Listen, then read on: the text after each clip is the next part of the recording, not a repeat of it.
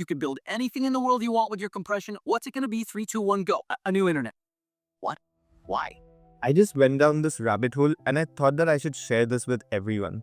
So there's some recent buzz going around about Pi Network and its cryptocurrency Picoin, which just went live on 20th Feb. And I saw this uncanny resemblance with one of my favorite TV series, Silicon Valley, and what I found was truly fascinating. In this video, I'll be drawing parallels between the two.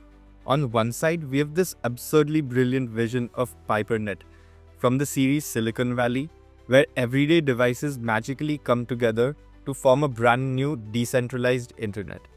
And on the other, there's the real-life Pi Network, an ambitious project that spent 6 years meticulously building its own mainnet and Pi browser, powered by millions of dedicated miners across the globe. In the next few minutes, I'll try to unpack how these two seemingly disparate ideas align in unexpected ways. Both are aiming to disrupt the way we connect, create, and transact online. So hit that like button and let's get right into it. Let me share some background on Silicon Valley to set the stage. So, before they had the idea to build a new kind of internet, Richard and his friends were solving a completely different problem of data compression. Basically, they created an insanely efficient way to shrink files without losing any quality, and this could revolutionize the way we store and share information. And for a while, that was their golden ticket. Investors lined up and big tech tried to crush them, and they basically went through the whole roller coaster of the startup life. But then came the realization that what if they aren't thinking big enough? What if instead of just compressing data, they could build an entire network that changed how information moved altogether? We've been given the opportunity to rewrite the most important thing in human history. In the beginning of season 5, Richard realized that what if they could build a completely new internet that didn't rely on giant corporations to host websites, store their data, and keep things running. Instead, it used people's own devices to distribute and store information, making it almost impossible to shut down or control by a single entity. The more people who join, the stronger the network becomes. Now, at first, this sounds just like another TV show about a futuristic tech idea, right? But then you take a step back and realize that something eerily similar has been happening in real life. Pi Network has been creating a cryptocurrency project that follows a surprisingly similar vision. Instead of changing how we access information online, it's changing how transactions are validated, recorded, and secured.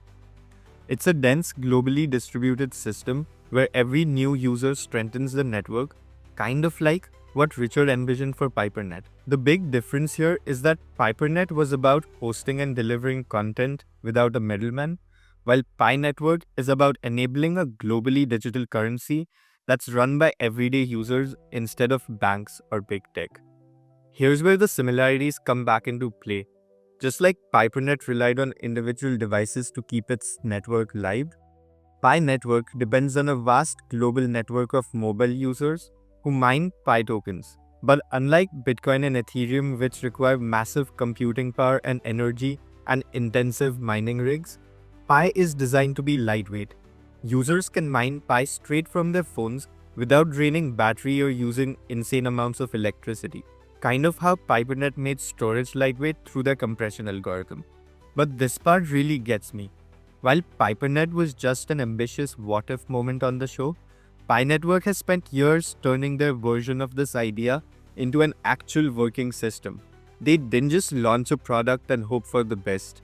They waited, built, and grew their network before making it fully functional.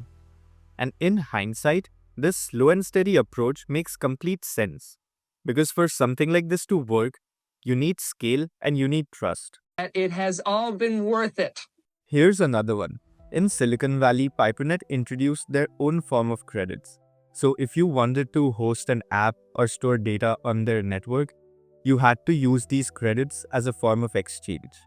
And while that was just a fictional concept, in Pi Network, Pi tokens serve a very similar purpose. Except this time, it's not just for hosting data. These tokens are designed to be a real currency, one that can be used for transactions, payments, and even smart contracts in the future. So while Pipernet's credits were purely a plot device, Pi tokens on the other hand have real-world utility. It's the same core idea to have an internal currency for a decentralized system, but Pi has the potential to actually be something much bigger. In the show, Pipernet couldn't work unless enough devices were running their software. It isn't something that you can just turn on. It needed a critical mass of users to make it function properly. And if you've been following Pi Network, you know that it's taken it years to get to this point today for similar reasons. A lot of people wondered why Pi didn't just launch fully right away. But think about it.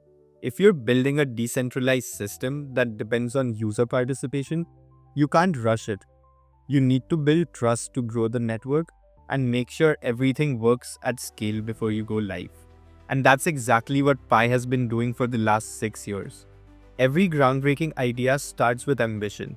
At first, it's a small team with a huge vision to prove that something crazy actually works. But when it scales, it doesn't always necessarily go as planned. And that's exactly what we saw with Pipernet. And Pi Network is at that inflection point right now of proving something great. In Silicon Valley, Pipernet was always an uphill battle. At first, it was just an idea, a way to bypass big tech and give control back to the users.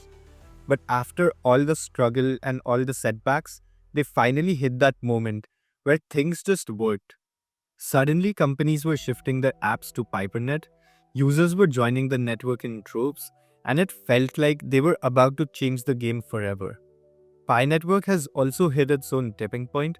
After years of quiet development, the mainnet has finally launched. Millions of users have been mining Pi for years, waiting for the moment that it would actually become usable. And now the moment is finally here. Businesses are starting to build Pi-based apps, transactions are happening, and what once was just an idea is now becoming a real ecosystem. In the show, Pipernet's breakthrough compression algorithm was so powerful that it could break encryption, meaning privacy was now at risk. And suddenly, what was meant to be a revolution was looking more like a disaster. One of the biggest concerns people have raised is what if Pi doesn't deliver on its promise? A network with millions of users is powerful, but it's also unpredictable. And will businesses truly adopt Pi as a currency? Will it be stable enough to be widely accepted? Or will it face the same hurdles that have slowed down many other crypto projects? And this is where both Pipernet and Pi Network run into the classic decentralization dilemma. The more decentralized something is, the harder it is to control. And the harder something is to control, the more unpredictable it becomes. In Silicon Valley, Richard and his team had a choice. They could either compromise their vision and introduce some level of centralized control, or risk the entire project collapsing under its own ambition. So much money. So much. Pi Network is at a similar crossroads. To truly succeed, it needs to maintain its decentralized structure while also being practical for businesses to adopt. That's a difficult balance to strike. And right now, as the mainnet rolls out and people start transacting in Pi, we're about to see how well this experiment plays out in the real world. One of the biggest reasons why both Pipernet and Pi Network have gained so much traction is because of their low barrier to entry. Think about it. In traditional banking, you need to open an account for which you probably had to visit a bank, and then you need to maintain a credit history and a credit score. And in addition to that, sometimes to access certain services, there are restrictions on state and nationality and stuff. Even for traditional crypto, you need to have expensive mining rigs, and even after you get your hands on them, you need to have a very good understanding of complicated systems of how crypto works and how you'd set everything up. But Pi Network, it's literally designed to be accessible. All you need is a phone. No expensive hardware, no elite clubs. Just a simple tap every day to secure your stake in something bigger. And that's why it's caught on in so many parts of the world where traditional finance and crypto haven't reached. It's why people in developing economies where banking systems are broken or inaccessible are some of the biggest advocates of this movement. I was in college back in 2020 when I first heard about Pi, and the fact that I could so easily mine crypto without any investments as a student was just novel to me. I had tried mining Bitcoin before on my computer, and it was a very complicated process to get everything set up. And after I think mining for a week, I barely got like 0.0001 Bitcoin or something, and I couldn't even transfer it out of that mining app because the transfer costs were way more than what I was able to mine, and then I just gave up on it. But downloading Pi on my phone and just being able to tap and then it does its work in the background where I don't even have to monitor anything. The idea of creating a new internet, that's special. When the internet was first created, it didn't just change how we access information, but it also changed how we think, how we trust, and what we value. And Pi Network similarly isn't just about the tech, it's about the community that's being built around this.